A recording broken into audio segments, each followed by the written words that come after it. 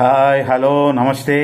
ఒక మంచి విషయం మిత్రమా, మనం ఎంత ఓపికగా ఉంటామో అంత అగ్రస్థానం చేరుతాం. ఎంత దూరంగా ఉంటామో అంత గౌరవంగా కూడా ఉంటాం. ఎంత తక్కువగా ప్రేమ చూపిస్తామో అంత మనశ్శాంతిగా ఉంటాం. ఎంత తక్కువగా ఆశపడతామో అంత ప్రశాంతతగా ఉంటాం. ఎంత తక్కువగా మాట్లాడతామో అంత విలువగా బ్రతుకుతాం. ఇదే నిజం, ఇదే జీవిత సత్యం. తెలుసుకో మిత్రమా. అపార్థం చేసుకునే వాళ్ళని అర్థం చేసుకునే ఓపిక ఉండదు. ఒక్కొక్కరి దగ్గర అప్పుగా తీసుకుంటాం, కానీ తిరిగి ఇచ్చే రోజు వచ్చినప్పుడు వడ్డీతో సహా తిరిగి ఇచ్చేయాలి. ఒక్క విషయం మాత్రం గుర్తుపెట్టుకో మిత్రమా, మనిషిలా బతికేది మాత్రం తల్లి గర్భంలో ఉన్నంత కాలమే. ఎందుకంటే అక్కడ ఎవరూ తప్పు చేయలేరు. చుట్టూ చీకటిగా ఉన్నా భయం వేయదు.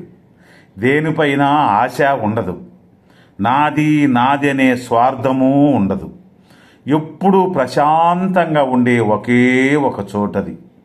అందుకే అంటారు, మనిషి చూసిన గుడి తల్లి గర్భం మాత్రమే అని. తెలుసుకోవాలి మిత్రమా.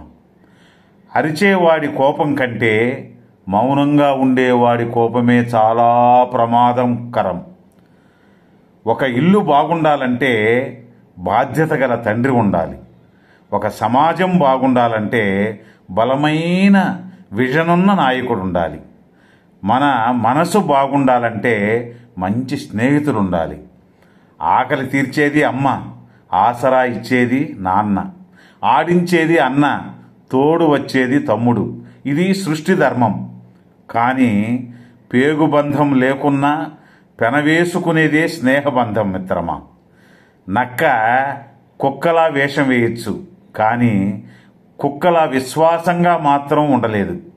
కొంతమంది మనుషులు కూడా అంతే. మంచిగా నటించవచ్చు, కానీ వాళ్ళ స్వభావం మాత్రం ఎన్నటికీ మారదు.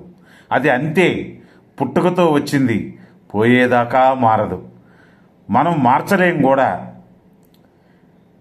ఇసుకని పిండి నూనెైనా తీయవచ్చు, కానీ వారిని మాత్రం మార్చలేం. ఇది నిజం, ముమ్మాటికి నిజం. తెలుసుకో మిత్రమా.